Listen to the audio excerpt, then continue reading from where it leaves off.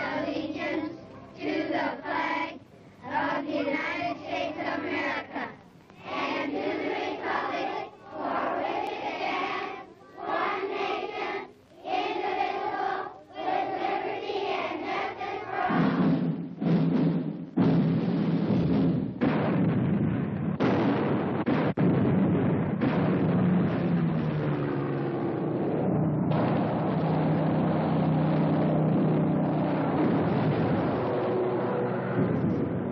In the jungles of New Guinea,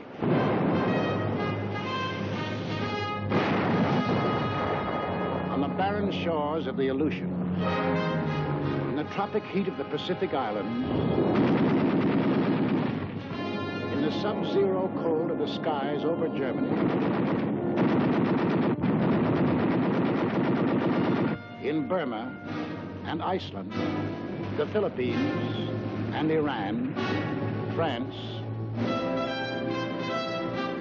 in China and Italy, Americans fighting. Fighting over an area extending 7/8 of the way around the world. Men from the green hills of New England, the sun-baked plains of the Middle West, the cotton fields of the South, the close-packed streets of Manhattan, Chicago, the teeming factories of Detroit, Los Angeles, the endless stretching distances of the Southwest, men from the hills and from the plains, from the villages and from the cities, bookkeepers, soda jerks, mechanics, college students, rich man, poor man, beggar man, thief, doctor, lawyer, merchant, chief, now veteran fighting men. Yet 2 years ago, many had never fired a gun or seen the ocean or been off the ground.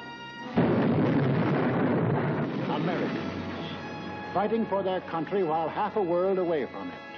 Fighting for their country, and for more than their country. Fighting for an idea. The idea bigger than the country. Without the idea, the country might have remained only a wilderness. Without the country, the idea might have remained only a dream.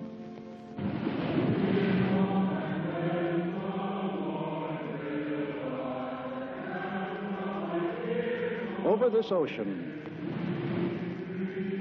1607, Jamestown. 1620, Plymouth Rock. Here was America, the sea, the sky, the virgin continent. We came in search of freedom, facing unknown dangers rather than bend the knee or bow to tyranny. Out of the native oak and pine, we built a house, a church, a watchtower. We cleared a field, and there grew up a colony of free citizens. We carved new states out of the green wilderness: Virginia, Massachusetts, Rhode Island, Carolina. Then came the first test in the defense of that liberty. 1775, Lexington. Our leaders spoke our deepest needs. Colonists are by the law of nature free-born, as indeed all men are. It is the right of the people to alter or abolish it, and to institute new government. These are the times that try men's souls. But as for me, give me liberty, or give me death. In the midst of battle, it happened. The idea grew. The idea took form. Something new was expressed by men, a new and revolutionary doctrine, the greatest creative force in human relations. All men are created equal. All men are entitled to the blessings of life, liberty, and the pursuit of happiness. That's the goal we set for ourselves. Defeat meant hanging. Victory meant a world in which Americans rule themselves. 1777, Valley Forge. We fought and froze, suffered and died. For what? For the future freedom of all Americans. A few of us doubted and despaired. Most of us prayed and endured all. 1781, Yorktown. Now we were a free, independent nation. The new idea had won its first test. Now to pass it on to future Americans.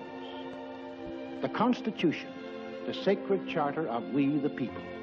The blood and sweat of we the people.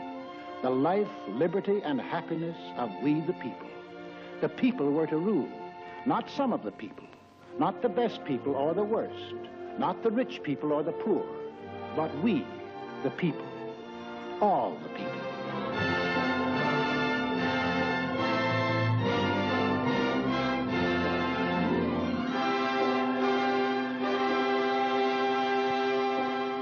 In this brotherhood, America was born. One nation, indivisible, with liberty and justice for all. We began as 13 states along the Atlantic seaboard. We pushed across the Alleghenies, the Ohio River, the Mississippi, the last far range of the distant Rockies. We carried freedom with us. No aristocratic classes here, no kings, no nobles or princes, no state church, no courts, no parasites, no divine right of man to rule man. Here, humanity was making a clean, fresh start from scratch. Behind us, we left new states, chips off the old blocks welded together by freedom.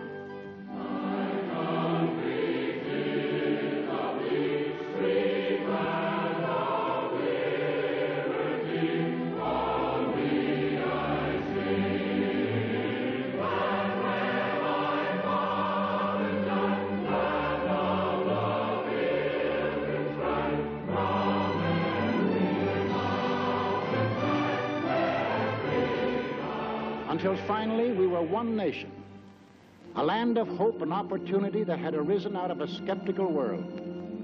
A light was shining, freedom's light. From every country and every clime, men saw that light and turned their faces toward it. Give me your tired, your poor, your huddled masses yearning to breathe free, the wretched refuse of your teeming shore. Send these, the homeless, tempest-tossed, to me. I lift my lamp beside the golden door.